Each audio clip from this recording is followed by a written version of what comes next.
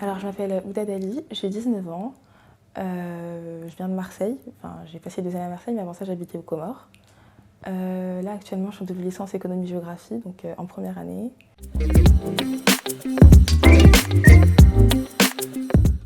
J'aime bien tout ce qui est... J'aime bien rigoler, donc j'aime bien parfois être avec ma famille et rigoler.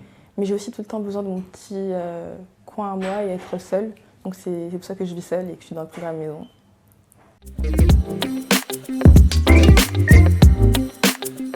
Je connais article 1 parce que ma sœur a fait partie du programme maison. Et du coup, je l'ai vu s'épanouir dans ce programme et puis je me suis dit que c'était une super bonne opportunité pour moi. Parce que je suis assez timide en général et puis je l'ai vu commencer à parler à beaucoup de personnes. Et puis je suis allée dans sa résidence une fois et j'ai bien aimé. J'ai bien aimé l'ambiance de la résidence.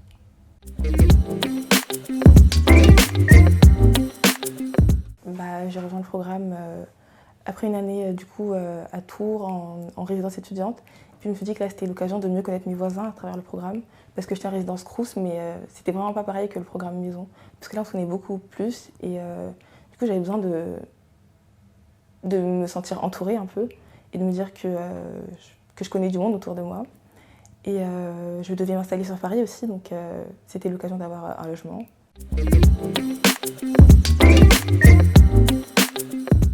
Déjà, le programme maison, ça m'a aidé à mieux m'organiser parce que du coup, on fait de la gestion de projet. Et de septembre à décembre, on a eu beaucoup d'ateliers sur la gestion de projet. Et donc, ça m'a permis de mieux gérer du coup mon projet. Mais aussi, moi, au quotidien, je gère mieux mon emploi du temps. Et aussi, par rapport aux voisins, c'est super cool de pouvoir discuter. Il y avait une période où on avait les espaces communs qui étaient ouverts, donc on pouvait se voir. Et je trouve ça super. Quand on a un problème, on sait qu'on a quelqu'un et voilà, c'est important quand on est étudiant.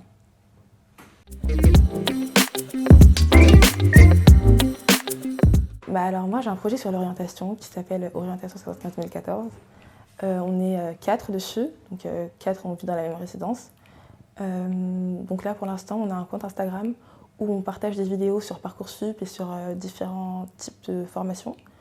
Et on aimerait bien faire un forum de l'orientation virtuelle, vu qu'avec le Covid,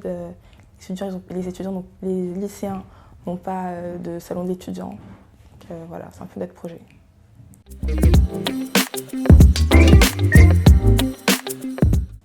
Déjà, la communication. On essaie d'être le plus clair possible et on se prépare en avance avant les réunions pour savoir ce qu'on va dire. Et du coup, ça nous permet d'être synthétique et ça m'aide aussi dans la rédaction de mes mémoires, par exemple, parce que j'ai plein de dossiers à rendre. Et puis, vu que je le fais souvent, me dire là, je vais dire telle chose, telle chose, telle chose, là, c'est plus fluide. Et aussi, la gestion de projet, gérer mon temps, comme je disais tout à l'heure, ça m'a beaucoup aidée.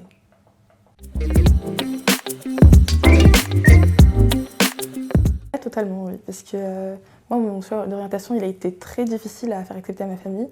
Et donc, je me dis qu'il faut que je pousse d'autres personnes à choisir leur orientation comme ils veulent. Et c'est pour ça que je voulais faire ce projet.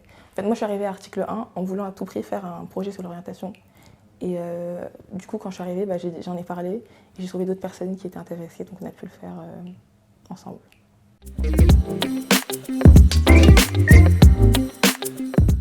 Déjà, avant d'arriver à article 1, je me posais pas trop la question de pousser mes limites et En fait, je me disais que j'avais ma place dans la société et que j'allais pas chercher à aller plus loin.